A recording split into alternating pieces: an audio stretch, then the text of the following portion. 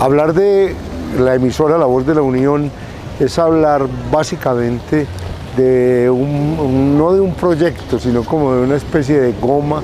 que surgió en una época, por allá en la década de los 80, cuando el padre Fabio Gómez era el párroco de aquí del municipio. En ese entonces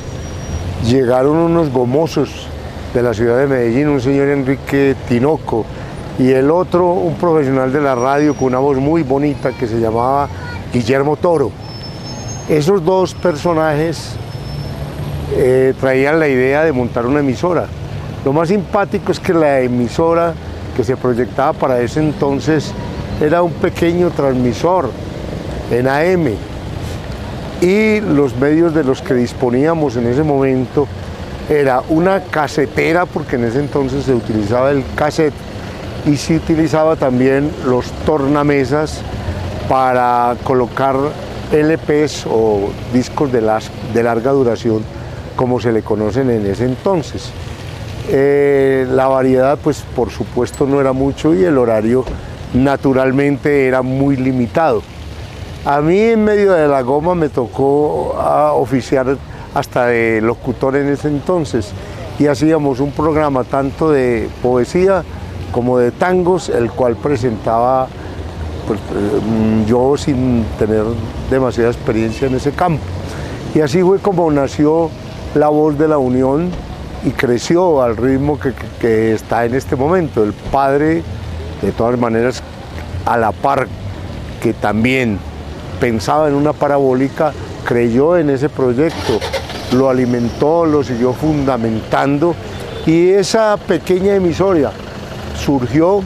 en uno de los locales de lo que es actualmente la Casa Cural. No sé en ese entonces cómo se pautaba, me imagino que esos dos locutores se rebuscaban la vida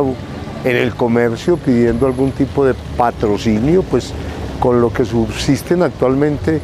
las emisoras, por más buenas que sean, necesitan de pautas publicitarias, y ellos lo hacían a nivel comercial. Era de todas maneras una novedad, porque seguía siendo una aldea que jamás había tenido la oportunidad de escuchar una emisora de esa categoría. Cuando ahí nació ese primer proyecto, nosotros también a raíz de eso después nos desvinculamos de la emisora, es decir, nosotros no teníamos ningún tipo de relación laboral con ella, simplemente éramos gomosos, queríamos que en la Unión se hiciera algo cultural, y esa fue una de las maneras de demostrarlo y de hacerlo. Posteriormente, por allá por el año de 1991 tal vez, 1990, ya en la década del 90, en lo que era el antiguo Palacio Municipal, que algunos recordarán que era una casa vieja, actualmente está muy bonita y muy bien restaurada. También tuvimos la idea de funcionar con una emisora, pero con FM, que es un sistema, una aplicación mucho más sencilla, porque el FM simplemente es una antena que tiene la cobertura del tamaño de la antena, pero que tiene como ventaja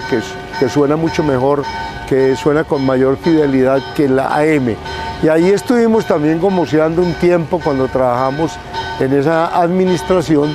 con la emisora de FM. Yo creo que ese ha sido el comienzo tanto de las emisoras de AM como de las emisoras de FM que actualmente funcionan en el municipio de La Unión. Un comienzo como todos, un comienzo primitivo. Actualmente yo voy a La Voz de la Unión por cualquier circunstancia, a una entrevista, a una conversación, a un conversatorio con algunos de las personas que trabajan allá, y yo encuentro toda una empresa supremamente organizada, una empresa que vivirá por muchos años, porque todo párroco que llegue lo primero que valora es esa emisora que sirve a la comunidad y que llega a los extremos más alejados, no solamente de la geografía de la Unión, sino de algunos municipios cercanos.